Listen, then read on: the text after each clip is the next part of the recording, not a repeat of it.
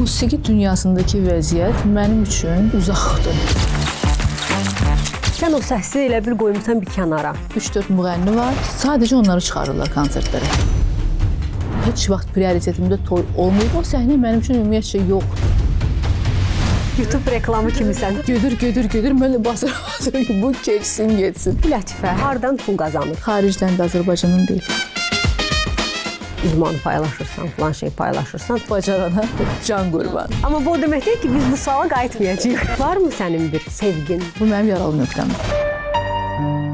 Çünki bu maskalar bizi yorur. Atası ilə görüşür. Bu məsələ mənim üçün açıq deyim, qapalı məsələdir.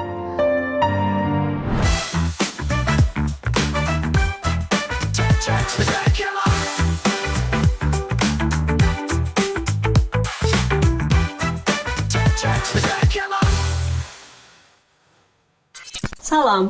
Salam. Necəsən?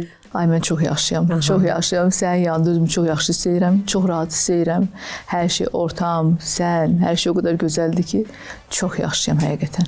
Mən də çox rahatam səndən, çünki səni illərdir tanıyıram və bu müsahibə mənə o qədər rahat gəldi, həm də doğma gəldi. Bizim səndən keçmişə söykənən bir bağ mı deyim, bir yaxşı bir aura mı deyim, təəssürat mı deyim. Mən sənin ilk addımlarından yanında olmuşam və sən çox istedadlı bir xanımsan və sən birinci növbədə sənətini sevmişəm. Yəni, o qədər sənin böyük vokalın var ki, çox təşəkkürlər. İndi məndən narahat eləyir. Sən o səsi elə bil qoymuşsan bir kənara. Düzdür. Niyə? Var elə bir şey. Musiqi dünyasındakı vəziyyət mənim üçün, mənim dünyamda təsəvvür elədiyim musiqi dünyası üçün çox uzaqdır. Yəni, düşündüyüm bir musiqi dünyası ilə gördüyüm musiqi dünyası iş dünyamdan tamamilə fərqlidir. Musiqiyə gələndə birinci bu qədər bugünkü gündəki kimi xaos yox idi.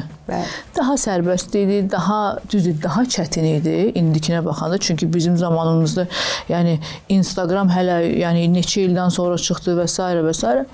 Biz daha çox televiziya ilə və konsertlərlə başladıq. Radio, televiziya, konsertlər və proqramlar və s. Bu ilə başladıq tanınmağa. Amma daha sonra baxdım ki, verilişlər olsun, çıxan sənətçilər olsun, o qədər mənim üçün uzaq idi ki, bax, inan Türkan, verilişə gedirəm, sadəcə artıq saata baxırdım ki, veriliş nə zaman bitəcək ki, mən buradan durum gedim.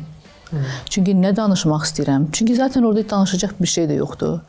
Nə orada özünə uyğun görürsən o proqramda oturmağı, deyək ki, indi proqramla əgər ölçülürsə, konsert baxımından deyiriksə, artıq konsertlərdə də elə bir sistem yaranıb ki, hər kəs, bax, fikir ver, bütün konsertlərdə hər zaman eyni insanlar çıxış edir.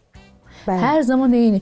Çünki hər kəsin bir sevdiyi 3-4 müğənni var, sadəcə onları çıxarırlar konsertlərə. O qədər.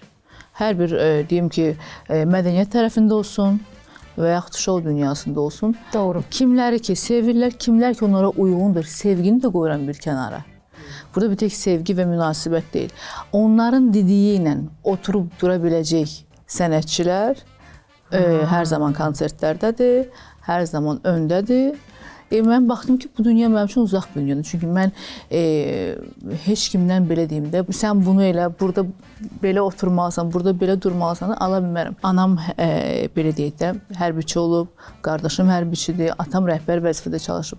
Mən çox yaxşı bilirəm subordinasiyanı, böyüyün qarşısında durmağı, uşaqla necə danışmaq lazımdır, bunları çox yaxşı bilib və anlayanam.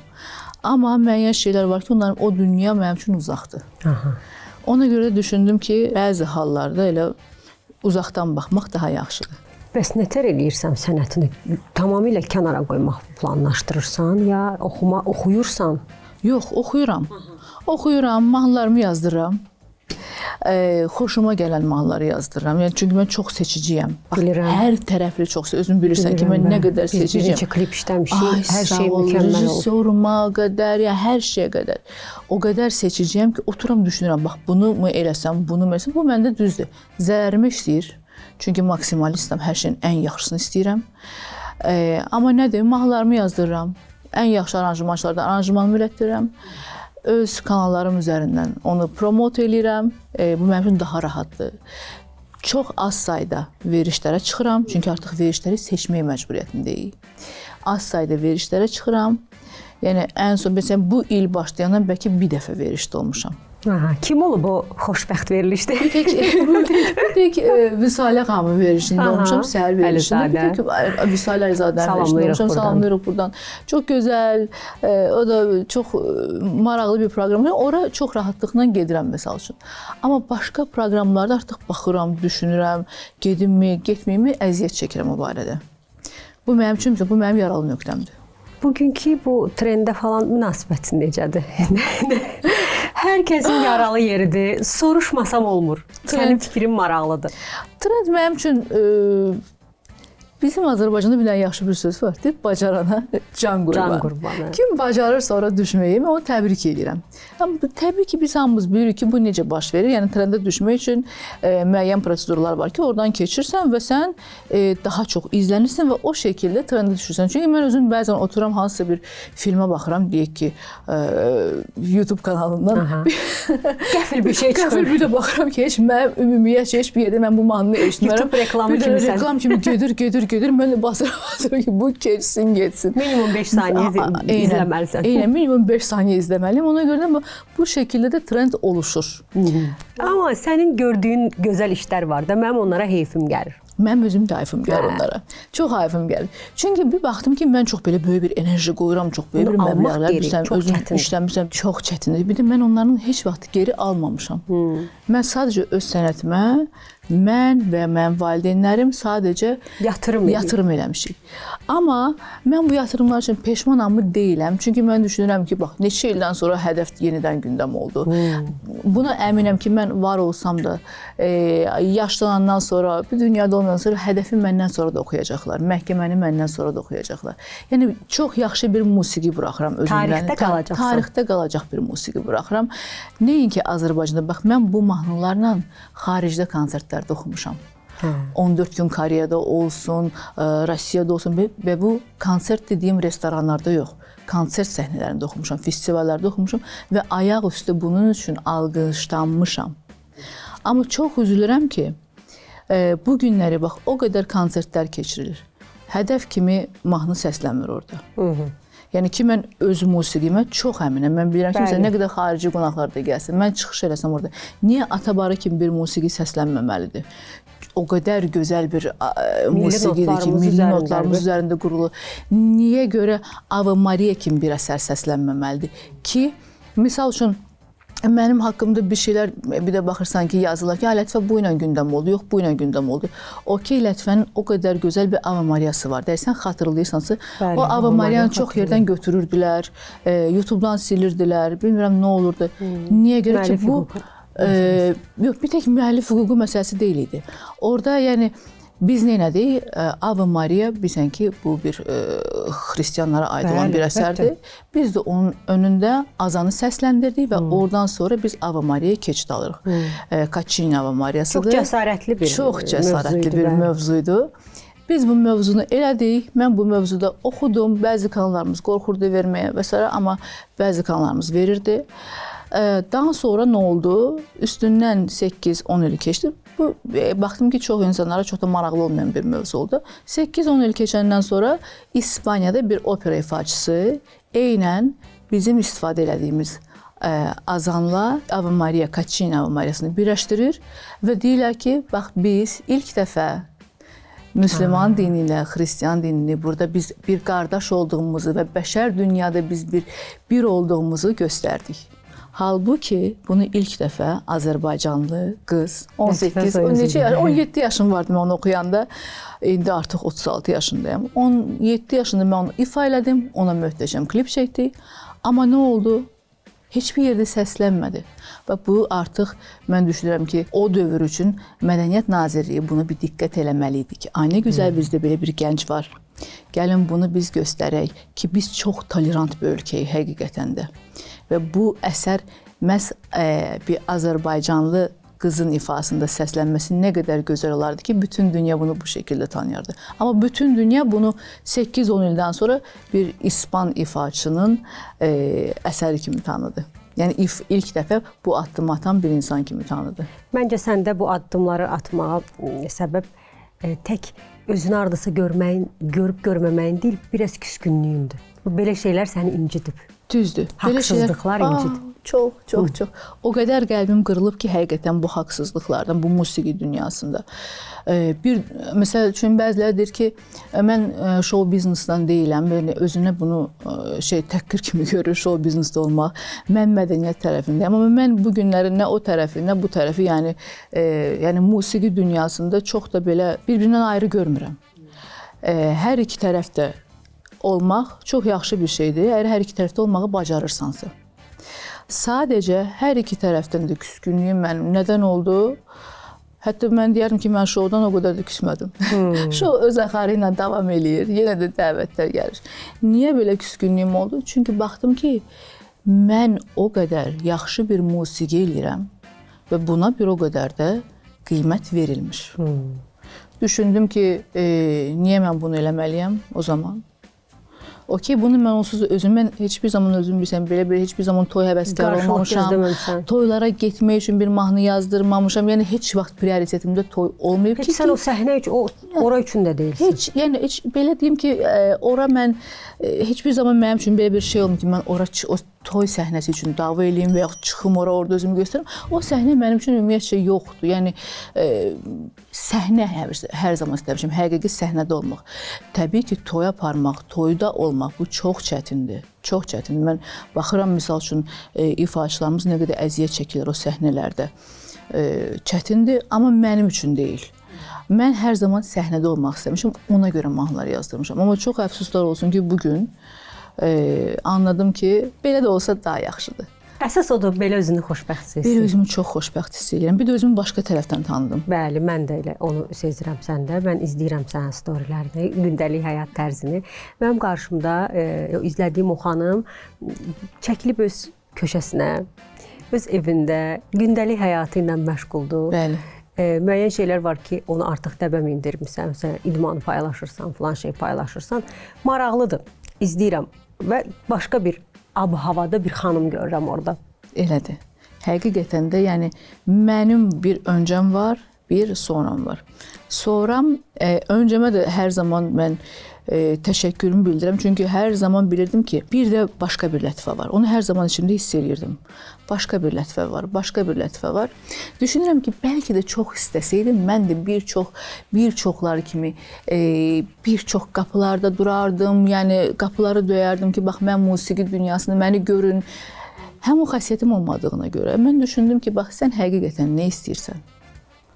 Burada olmağa gözə alırsanmı? Almıram. Almıram. Yox, almıram.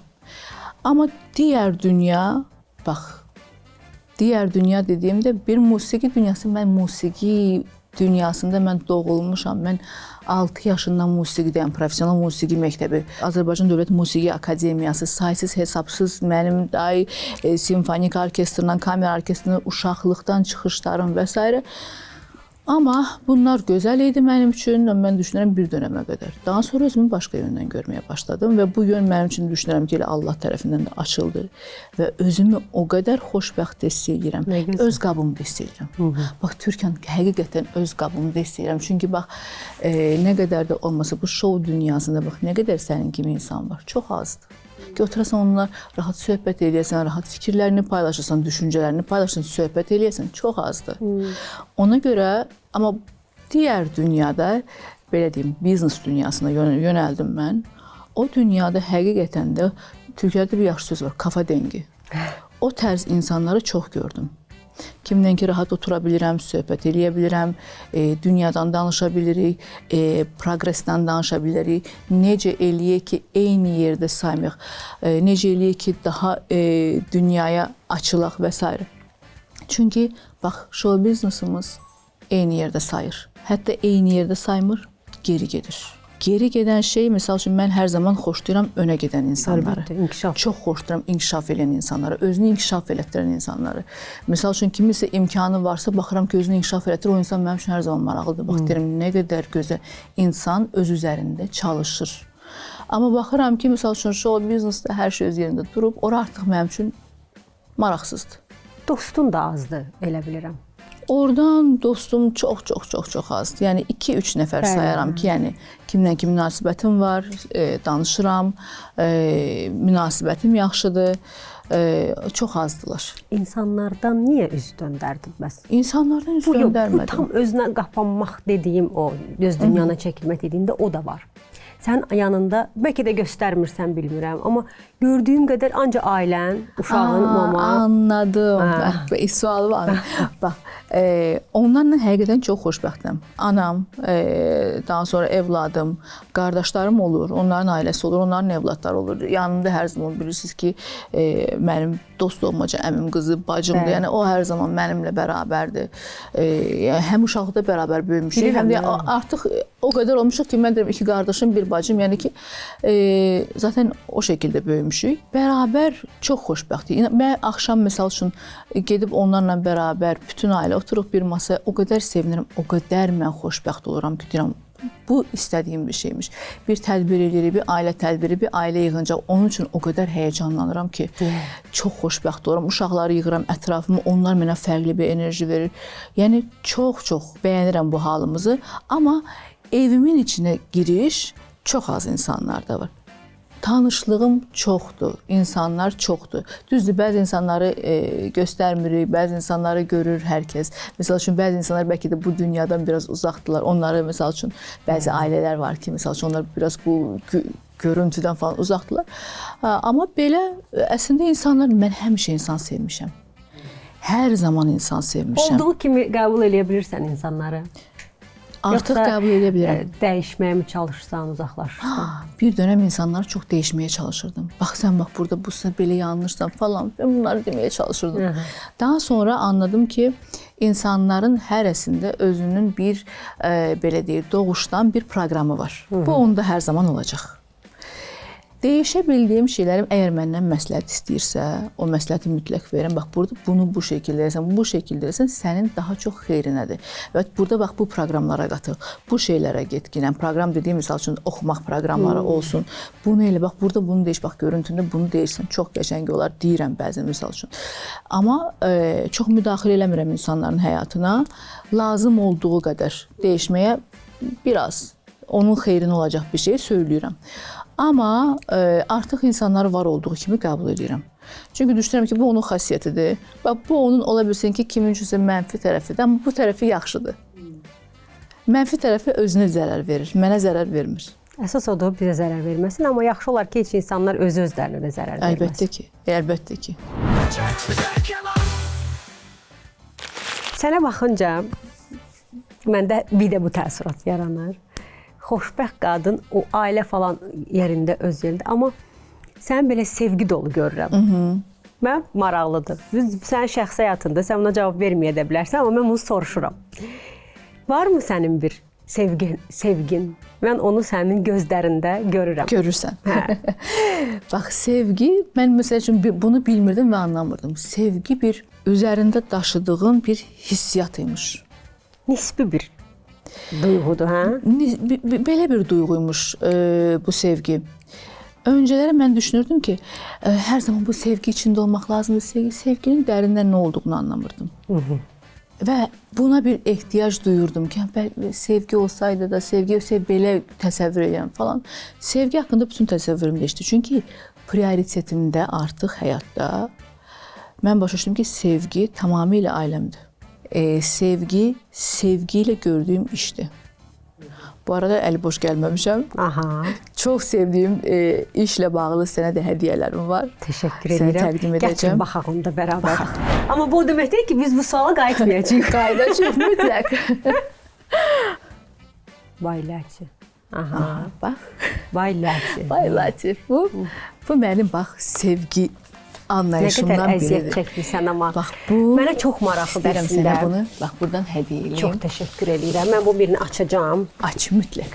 Çünki ilkini aç, daha rahat olacaq sənə. Bu, bir qadının, bir xanımın beyninin məhsulu mənə həmişə maraqlandırıb. Çünki biz xanımlar belə hər şeyə sevgi ilə yanaşa bilirik.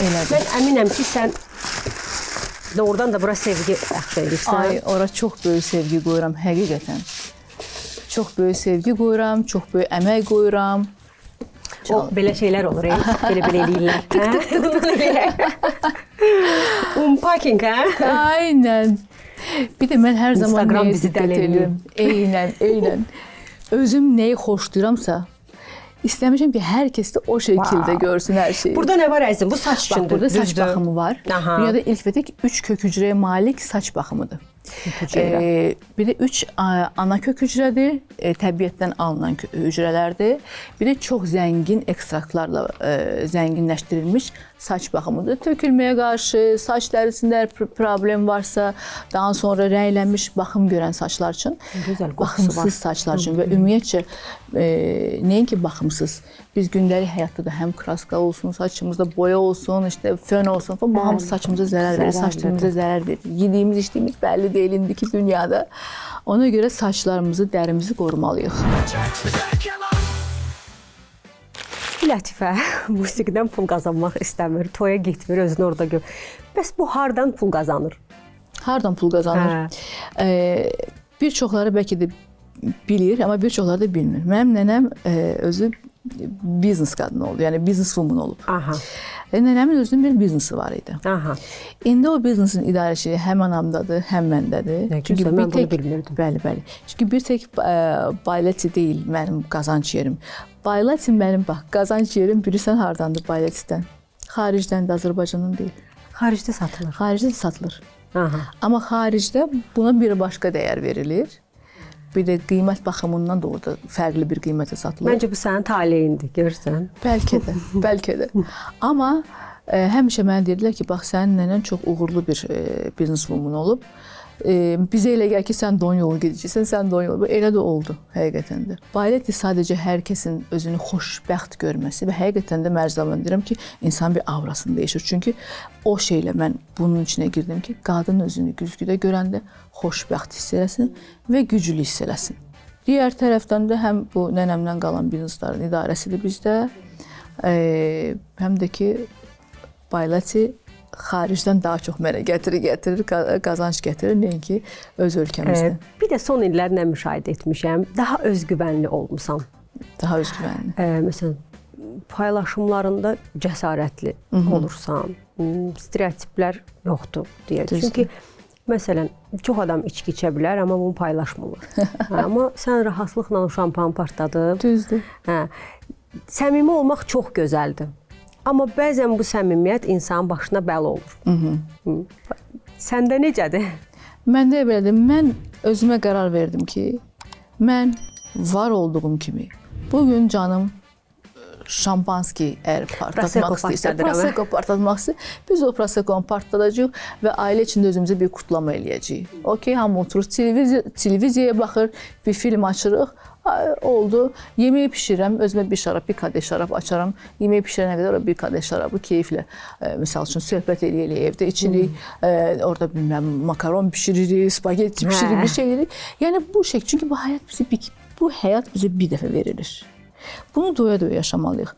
Əlbəttə, hər şeyin çoxu böyük bir zərərdir. Hər şeyin çoxu. Hər şeyi dadında buraxacaqsın. Stereotiplərim yoxdur. Mənim üçün artıq önəm daşımır. Bu mənim haqqımda nə düşünür? Yox, qoyun, bu məni belə görsün. Mən bu deyiləm axı. Nə qədər maskalanacağıq? Nə qədər maskalanacaq? Çünki bu maskalar bizi yorur. Mən, məsəl üçün, maska taxmaqdan, burada gülməkdən, burada ev yoxdur, buna deməyim. Amma burada baxıram, artıq özümə zərər verirəm. Ona görə var olduğum kimi mən rahat olmaq istəyirəm. Mən, bax, özün də deyirsən ki, ailənlə zaman keçirdirsən. Ən azından sənə bir şey söyləyeyim, bu stereotiplərlə bağlı. Məndə evdə kifayət qədər otaqlar var. Həyət evidir, böyük evdir. Amma, belə deyim, qardırobum o qədər də, qardırop otağım o qədər də böyük deyil. Çünki yəni yataq otağımdan sonra qardırob da o qədər böyük deyil, amma bütün digər otaqlardakı şkaflarda demək olar ki, mənə xidmət eləyir. Amma buradan bax belə bir şey var. Birisi də yazmışdı ki, yadıma gəlir kommentlərin birində belə bir şey rastıma çıxmışdı ki, bax bu daha böyük qardırobun ola bilərdi, amma mənim üçün artıq bunlar önəm daşımır həqiqətən. O qədər mənim üçün boş gəlir ki bunlar. Amma Mənim üçün nədir daha rahat? Mən bir otağı anama ayırmışam, mən onu qardırob eləyə bilərəm. Bəli. Bir otağı bacıma ayırmışam, mən onu qardırob eləyə bilərəm. Düzdür? Qardırob məsələsi bayağı toxunub. Misal üçün deyirəm. Yəni, insanlar bu şəkildə baxır. Bu şəkildə baxmır. Mənim üçün rahatdır ki, mənim anam mənim evimdə qalsın. Bəli. O şəhər evində qala bilər, onun kifayət qədər gözəl evi var. Amma mən istəyirəm ki, mənim anam mənim yanında olsun, ki, mənim başım onun yanında qalmasın. Çünki mən axşam yatanda bilməliyəm ki, anam sağlam bir şəkildə getdi, uzandı yerinə. Bu mənim üçün önəmlidir. Böyük dəyərlidir. Mən bilməliyəm ki, evdə hamı rahatdır, xoşbəxtdir. Məsəl üçün, hamı yeməyini yedi, güldülər, danışdılar, getdilər, yatdılar. Mən o şəkildə evdə bütün evi kontrol edirəm o barədə. Ki, hamının xoşlayıram ki, üzü gülsün. Səhər də duranda hamı bilir ki, evdə hamının üzü gülməlidir. Çünki xoşlayıram ki, hamı pozitiv olsun. Hər kim deyir, niyə, nə oldu, niyə oturam, onun üzərində danışıram, bayağı bir enerji harcayıram orada. Amma mənim üçün önəmlidir ki, mənim sevdiklərim yanında olsun. Məsələn, qardırobumun nə qədər böyük olacağı mənim üçün bir o qədər önəm daşımır. Təbii ki. Amma sən bahalı alış-verişi sevirsən. Sevirəm. Brend alırsan Sevirəm. həmişə. Sevirəm. Əslində sənin qardirobun doğrudan da böyük olmalıdır. O qardırob bir neçə otaqlara bölünür. Bir neçə otaqlara. İndi inşallah Allah kərimdir. Hər şey ola bilər. Bir də baxdın ki, elə bir, nə bilim, bir mərtəbənin nə vaxtsa ayırdım elə qardıroba. Amma bir də mən tez-tez geyimlərimi dəyişirəm. Bir geyimdə çox qala bilmirəm əslində. Mənə çox adam elə bilir ki, mənim deyək ki, bir dənə qara rəngdə ibarət, deyək ki, misal üçün taytım var, şalvarım var, amma əslində onları 100 dənədir. Sadəcə qara rəngdə. Hamısı qara, maykalar qara, daha lakanik rənglər. Tərzin də dəyişdi, buna da gələcəyik. Daha lakanik rəngləri sevirəm. Brend məsələsinə gələndə bu bir çoxları üçün belə bir, baxdım ki, bir çoxlarını narahat edən bir məsələ oldu. Mən də belə hiss eləmişəm. Məsələ orasındadır ki, mən brend mənim üçün önəmli deyil, mənim üçün keyfiyyət önəmlidir. Çünki bir şeyə əl vuramsa o keyfiyyətlidirsə, mən onu istəyirəm. Tikilişi önəmlidir, görünüşü önəmlidir. Məsələ burada yazılan şeydə deyil. Məsələ onun keyfiyyətindədir. Keyfiyyətli məhsulu sevirəm. İlla da bu brend olsun, elə brendlər var ki, mən onların misal üçün dizaynını bəyənmirəm, dizaynerini və yaxud da ki, o qədər də qəbul eləmirəm. Amma müəyyən brendlər var ki, onları sevirəm, tərzimə uyğundur, keyfiyyəti uyğundur. Nə qədər də pul lazım olsa verərəm. Yəni, sevirəm, mən sevirəm, yəni onlara pul verə bilərəm. Çünki mənim nənəmin əslində ən birinci, belə deyim də, bizdə bu brend məsələsində bizdə mənim nənəm idi. Çünki mənim nənəm keyfiyyətli şeyləri sevirdi. Açırdın onun qardırobunu, orada vur-tut 10 dənə bəlkə bir kostyum var idi onda. Və bu, məsəl üçün, gələn il dəyişirdi, yenə də, çünki hər zaman saxlamırdı özündə. Dəyişirdi. Və mənə də həmişə deyirdi ki, mən o vaxt qardırobumu açırdım üstü. Çox sayılıyam, mənim çox daha gənc, onda hiçbir fərqi yox idi. Bu xoşuma gəldi, o xoşuma gəlirdi. 2 gündən sonra onlar xərab olurdu, gedirdi. 2 dəfə yuyulmaqdan sonra. Doğru. Nənəm deyirdi ki, bax qardirobunda 7 dənə olsun əşya, 10 dənə olsun əşya, amma keyfiyyətli əşya saxla. Bu, hər zaman onu deyirdi, mən o zaman anlamırdım. Böyüdükcə mən anladım ki, çox düz deyir. Artıq mən də yəni qardirobumu bax bu şəkildə topluyordum. Qardirobdan müəyyən əlbisələr gedirdi. Daha lakanik, daha belə yəni əşyaları alıram, xoşuma gələn, baxıram, sevirəm, giyinirəm. Heç kimsəyə də yəni heç bir şey narahatçılığım yoxdur. Və mənə elə gəlir ki, sən çox rahat şəkildə birazdan bir bikinidə də foto paylaşa bilərsən. O qədər rahat görürəm sən kupalnikdə falan. Bu olur, çünki yay ərəfədirsinizsə. İstin də çox sevirsən, həmişə isti ölkələrə gedirsən. İsti ölkələrə gedirəm, çünki evladım çox sevir isti ölkələri. Ona görə hər zaman bir də bir eyni ölkəyə gedirik. Çünki çox xoşdur o ölkəni.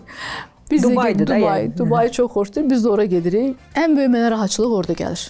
Çox maraqlıdır ki, məsəl üçün burada biraz o qədər də deyil də, sanki bax burada telefona da bu yansır, amma Dubai'yə gedirsən, hər kəs o havada olduğu üçün onlar üçün önəmli deyil. Yəni bahalı həyat sənə görə deyək. Yəni bunu düzgün deyək, bahalı həyat. Gözəl həyatı sevirəm. Keyfiyyətli həyatı sevirəm.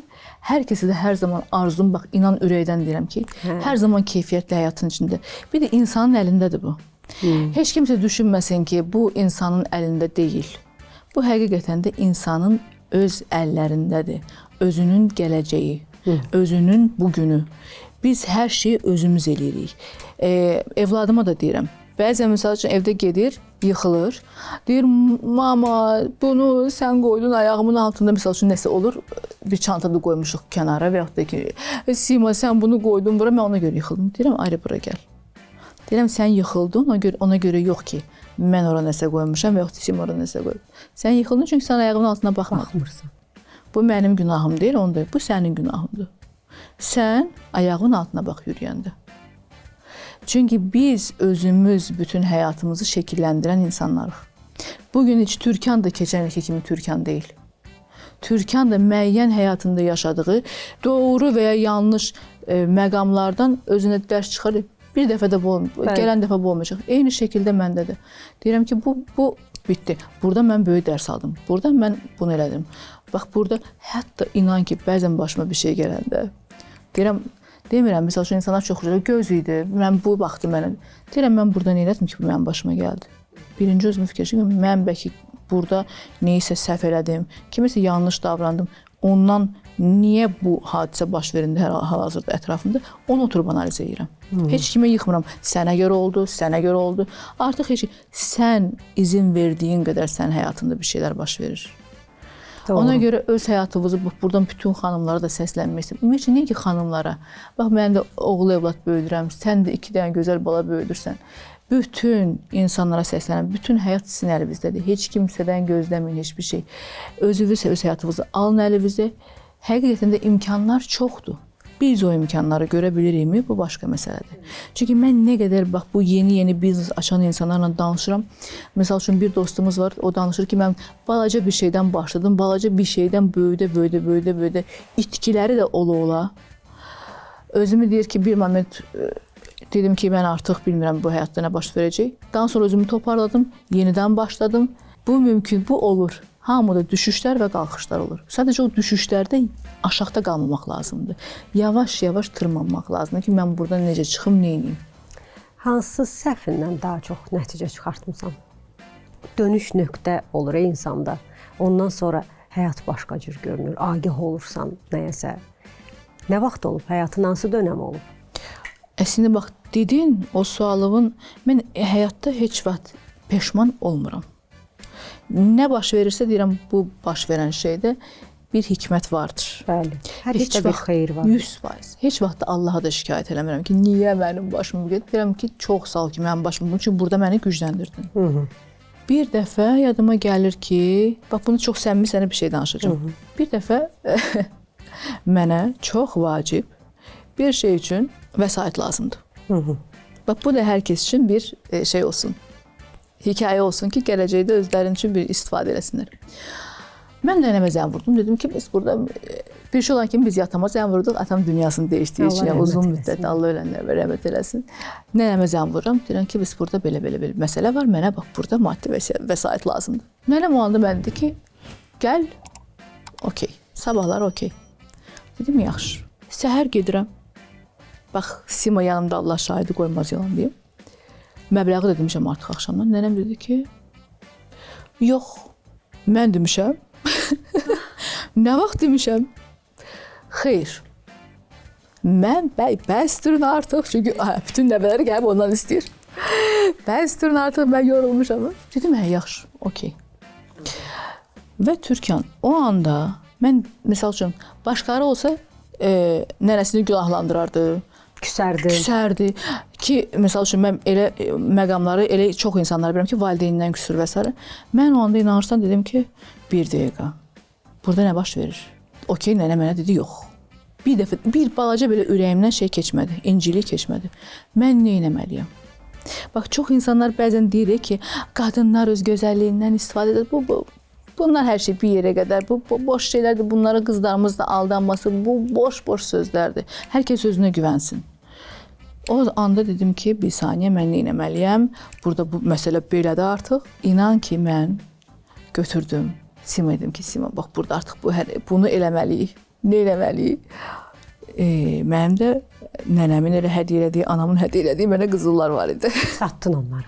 Satmadım. Getdim onları bir yerə təhvil verdim. Dedim, mən bunu daha sonra qəbirdən alacağım. Pul götürdün? Bəli. Və o anda, çünki mən də söz vermişdim ki, mən bu ödənişi söz verirəm ki, eləyəcəm sizə. Mən də sözümdən xoşlanmıram. Ya bacaramsa sözü verirəm, bacarmırsa vermirəm. O anda ödəniş elədim. Daha sonra yavaş bax inan mənə, heç bilmədiyim bir yerdən, bilmədiyim yəni yerlərdən mənə başladı tam reklam təklifi, bilməm nə təklifi, bu o. Elə bütün ödənişlər toparlandı. Mən getdim, öz əşyalarımı götürdüm. Və beləliklə mən anladım ki, insan zəhmət çəkməlidir biraz da. Biraz zəhmət çəkməlidir, başını işlətməlidir. Həmən dünya belədir, günahkar sənsən, yoxdur. İnan ki, üstündən 2-3 ay keçəndən sonra nənəmə dedim, anam dedi ki, biz yadıva gəlib belə. Nənəm dedi, nə vaxt olub bu iş? Mən demişəm, yox. Mən başa düşdüm ki, o anda mən ilahi tərəfindən böyük bir dərs almalıydım. Və bəlkə də mən də elə ilahi tərəfindən yoxlanırdım ki, bu anda mən nə hərəkət edəcəm, nə edəcəm, kimisə günahlandıracağımı, əllərimi boş buraxacağımı, kiməsə söz vermişdimsə onu yarıda qoyacağımı? Yox, mən orada işimi tamamladım.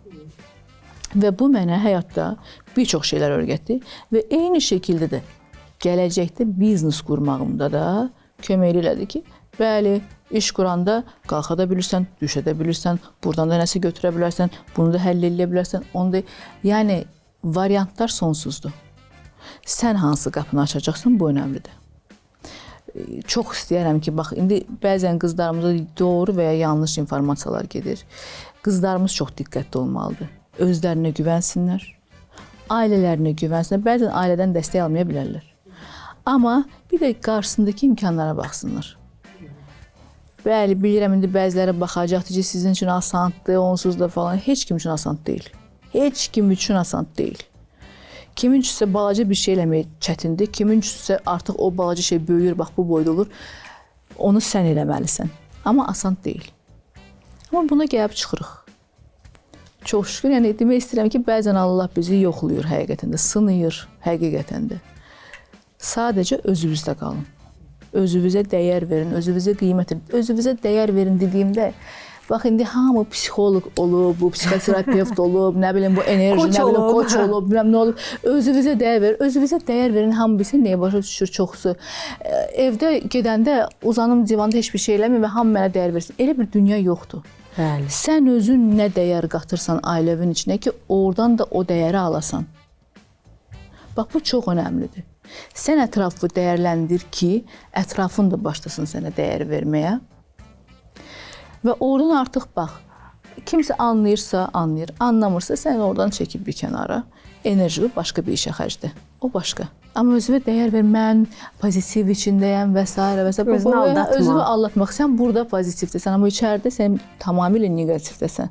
Sən bir insana qarşı paxıllığın var. Bu artıq heç bir pozitiv ola bilməz. Sən bir insanın uğruna sevinirsənsə, sən onda gerçək pozitivdəsən. Mənə bəzən deyirlər, mən çox xoşduram başarılı insanları. Çox sevirəm başarılı insan. Başarılı insanı görəndə elə bilirəm ki, onu mən bilmirəm. Yəni o baxıram, araşdırıram onun həyatını, maraqlanıram ki, necə o gəldi çıxdı bu nöqtəyə. Biz də bundan yararlanaq. O insanlar mənə motivasiya verir həmişə. Demirəm, sən gəldin, çıxdın bu nöqtəyə və s. Necə elədi bunu? Necə o gəldi, çıxdı bu nöqtəyə? Necə gəlib çıxıbsa, bacarıb. Açılıb onun üçün o yol, gəlib çıxıb. Sən də bacar. Başların üzəri ilə gəzə-gəzə yox, düz yolundan get. O qədər. Oğlundan danışdın, izləyirəm onu da və sənin paylaşımların qədər. Necədir? Ümumiyyətlə, acı bir gerçəkdir, amma söyləməliyəm, mən də çünki o durumdayam. Bu cəmiyyətdə tək oğlan uşağı böyütmək, bir kişi formalaşdırmaq evində böyüyür də. Nə dərəcədə çətindir? Çünki biz həm atayıq, həm anayıq və çox çətinliklər var. Çətinliklər var. Mən sənə tamamilə razıyam ki, çətinliklər var. Çünki ümumiyyətlə indiki cəmiyyətdə uşaqları böyütmək çətindir. Bəli. Onları qorumaq çətindir. Amma buna baxmayaraq biz buna məcburuq və bunu eləməliyik sonuna qədər. Bu günləri uşaqları həm mənfi informasiyalardan qorumalıyıq, həm bir çox insanlardan qorumalıyıq. Şanslı tərəfimiz həqiqətən də yaxşı valideynlərimizin olmağıdır. Bəli. Buna mən hər zaman Allahın böyük bir hədiyyəsi kimi baxıram. Sən də eləsən, səni çox gözəl bir valideynim var, öpürəm buradan əllərindən, salamlarımı yollayıram. Onu çox sevirəm, o xanımı, çox. O da səni çox sevir. Və uşaq böyütmək tək ana üçün çətindir. Amma yanlış ana ilə böyüməkdənsə daha düzgün yetişdirmək və bir də ki, misal üçün elə olanda bütün ailə yetişdirir uşağı. Bir də səndə mama da yetişdirir. Bütün qohum, hər kəsin diqqəti o uşaqda olur. Bizdə də eyni şəkildədir. Sadəcə güclü olmaq lazımdır.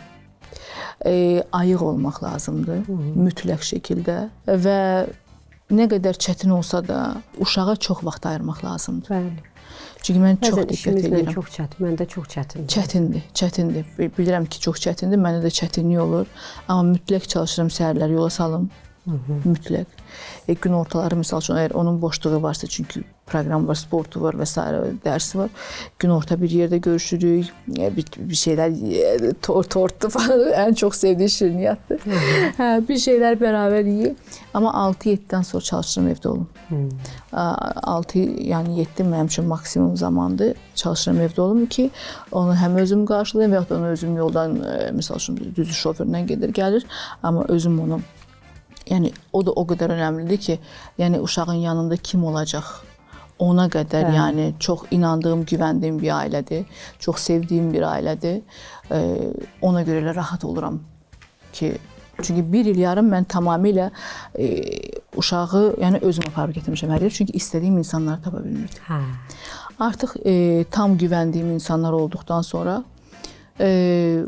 bilirəm ki, doğru insanlarla zaman geçirirəm. 6-7 evdəyəm, özüm qarşılayıram, bərabər yemək yeyirik, filmə baxırıq, PlayStation oynayırıq. Görürəm. Yəni bu şəkildə futbol oynayırıq, evin içində anam dəli olur onda. Amma zaman keçirmək çox önəmlidir. Çünki baxıram ki, bəzən vaxtım olmayanda, çəkilişlər olanda və yaxud da ki, bir də baxırsınız ki, çünki kimyacılar Türkiyədə biz görüşməliyik, fabrika çalışmalıdır və s. Onda biz gedirəm məsələn 3-4 günlük. Çoğu zaman çalışıram özümlə aparım, amma dərslərini apara bilməyəndə bilirəm ki, burada əmin əllərdədir. Çünki anam yanındadır, qardaşlarım və biz misal üçün işlə bağlı gediriksə, baxıram ki,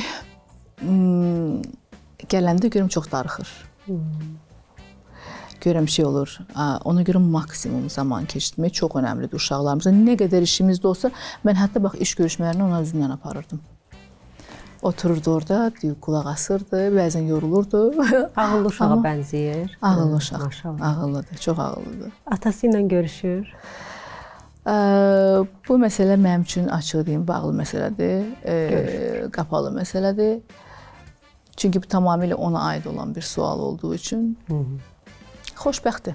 Əsas odur. Əsas odur ki, Arif çox xoşbəxtdir. Arif o qədər böyük bir sevginin içində böyüyür ki, hətta mən bəzən deyirəm ki, çox həddindən artıq çox sevgi alır. Çox sevgi alırsan Arif. Ona görə sən burada bu şeyi eləyirsən. Təbii ki, dediyimi anlamır. Yəni, deyir ki, anam danışır. Amma həqiqətən çox böyük bir sevgi içində. Heç bir şeydən kasad deyil bu uşaq. Heç bir şeydən. Maşallah. Tam sevgi alır, tam tərbiyə alır. Yəni, mümkün olduğu qədər onu biz saf niyyətli böyütməyə çalışırıq. Mənə bəzən deyirlər ki, bu şəkildə böyütmə.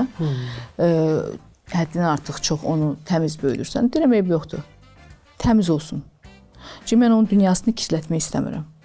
Onsuz da böyüyəndən sonra müəyyən şeylər gələcək, olacaq, özü görəcək, özü anlayacaq. Mən indi ona nə qədər desəm də ki, bu yaxşı deyil. Həmişə özümü də uşaqların yerinə qoymağa çalışıram. Ona görə bütün, bax, nə qədər mənim qardaşımın uşaqları varsa, qohumlarının uşaqları varsa, onlar hamısı məni çox sevirlər, hamısı mənim yanıma gəlir. Hətta Türkiyədə bu yaxınlarda çox sevdiyim bir dostlarımın evladı gəlib mənim yanıma ki, mən səninlə zaman keçmək istəyirəm. Çünki onun yerinə özümü qoyuram və onun açısından danışıram. Hər zaman deyirəm ki, bu indi onu başa düşməyəcək. İmkan verin orada başı bir deyilsin. Ondan sonra deyəcək ki, çünki indi biz deyirik ki, bax, bu yaxşı deyildir ki, deyirlər. Doğru. Amma kontrollü şəkildə valideyn həmişə kontrol etməlidir ki, başı hara deyəcək. Sadəcə həyatın axarına buraxmamalıdır. Lətifə, maraqlı söhbətin üçün çox sağ ol. Mən təşəkkür edirəm. Əgər ürəyində nəsə qalıbsa, sual vermədən də danışsan, olar. Ürəyimdə əslində elə bir şey qalmadı. Düşünürəm ki, bu gün bir çox şeylər danışdıq. Hələ bizim çox uzun söhbətlərimiz olacağına inanıram. Sənə çox təşəkkürümü bildirirəm. Bu qədər gözəl bir proqram üçün. Çox səmimi, çox rahatam, inanılmaz rahatam. Bax elə bax görsən ki, saata da bax. Çünki çox gözəl zaman keçir. Və istəyirəm ki, əlbəttə ki, bugünkü proqram bir çox gələcəkdə gələn gənc jurnalist olmaq arzusunda olan insanlar üçün bir örnək olsun ki, proqram əslində necə aparılmalıdır, necə söhbətlər qurulmalıdır. Əslində istəyirəm ki, sən belə bir bəlkə bir məktəb açasan gələcəyinə, hər şey ola bilər. Ola bilər, ağlından da keçir. Niyə çox yaxşı olar? Çünki gələcəkdə elə düzgün, dürüst insanların yetişməsi çox önəmlidir. Professional jurnalistlərin yetişməsi çox önəmlidir ki, bu günləri bundan da əziyyət çəkirik. Amma bugün zamanım gerçəkdən çox gözəl keçdi. Xoş oldu mənə də çox möhtəşəm keçdi. Ürəkdən söhbət elədik. Səni çox dəyişmiş gördüm, sən məni çox dəyişmiş gördün. Bax, nə yaxşı ki, həqiqətən də həyatda yerimizdə saymırıq. Bəli. İlərləyirik. Bəli. Özümüzü inkişaf elətdiririk. Özünü inkişaf hər şeydir bugünkü dünyada. Buradan da balaca məsləhətlər vermək istəyirəm gənclərə ki, çoxlu oxuyun. Çox maraqlanın, açın bütün, yəni kimin imkanı varsa, imkan daxilində dünyanı getsin, görsün.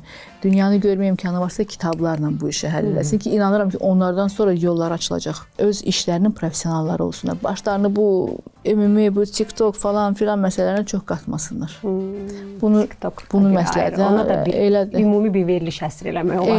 Eynən.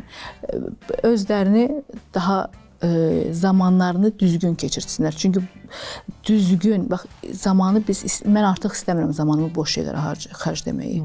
Müəyyən yaşdan sonra tanıdığım ətrafımda belə ağıllı insanlar var. Eyni söz eşidirəm. Mən istəmirəm deyir boşuna geçsin. Bir saadım belə. Zaman o qədər dəyərli olub ki, həqiqətən. O qədər dəyərlidir ki, mən bax zamana baxıram. Misal üçün bir proqrama gedəcəm. Deyirəm ki, bu proqrama gedəcəm. Misal üçün də getmişəm. Sonra deyirəm ki, bax səhər duracam, 3 saat mənim hazırlaşmağımdır. 2 saat, 3 saat o proqramdır. İşte daha sonra mən 5 saatım getdi orada. Yox, getmək istəmirəm. Çünki artıq o saat mənim üçün önəmlidir. Orada sağlığıma baxaram, evladımı yola salaram, işimi görərəm, iş üçün və yaxud musiqi üçün bir şeylər eləyərəm. Bu mənim üçün daha doğru bir zaman dilimi olar. Doğru zaman. Ona görə hər kəs zamanının dəyərini və qədrini bilsin.